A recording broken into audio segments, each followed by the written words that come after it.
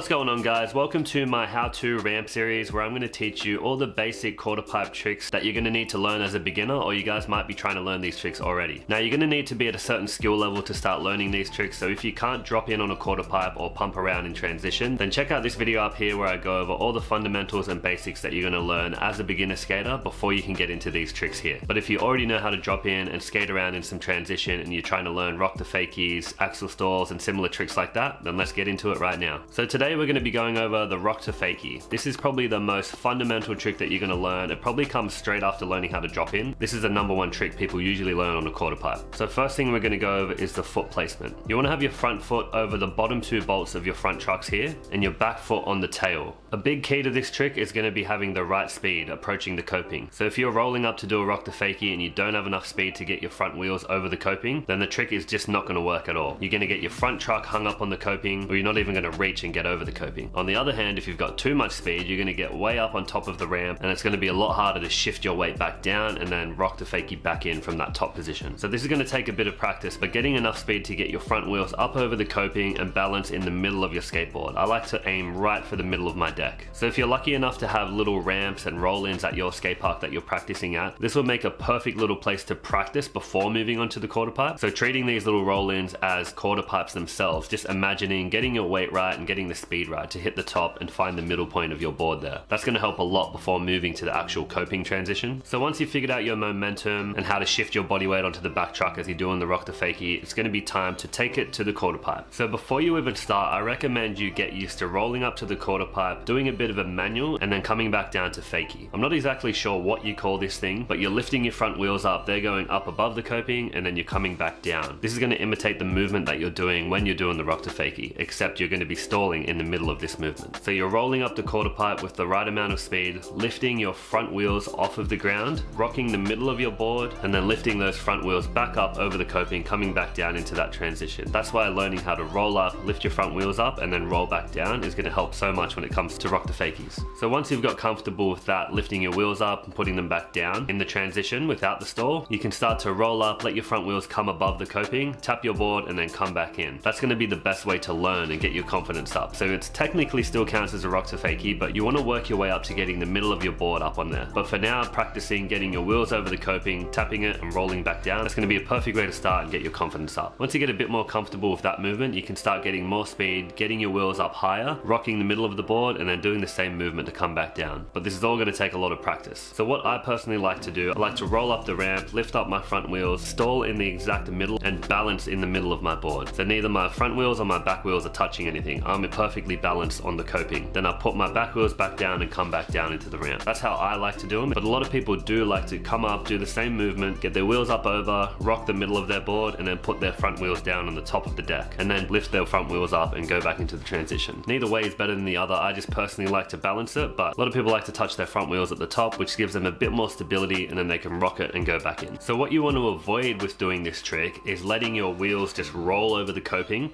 and then roll back in. This is super dangerous on the way back in because your trucks can get hooked on the coping, your board's going to stick, and you're just going to fly back into the ramp. So definitely avoid doing that. That's why getting comfortable with going up the ramp, lifting your front wheels off, and then putting them back down to roll in is a good starting point to learn this movement, because that's going to transfer over to lifting your wheels up, getting it over the coping, rocking, lifting them back, and coming back in. So it's pretty crucial to lift up your front wheels to get in and lift the front wheels back up to get back into the ramp. So keep that in mind when you're learning this. So they're my main tips to learning how to rock to fakie. Like anything with skateboarding, this is going to take a lot of practice and a lot of commitment just to get used to this, to drill it into your body until you can get real comfortable doing this and it becomes second nature where you don't actually have to think about the process of it. So I hope these tips were helpful for you guys. If you've got any questions about this trick, let me know in the comments below. Let me know what trick you guys want to learn next, and check out the rest of the how-to ramp series in this playlist right here, and I'll see you guys in the next one. Peace.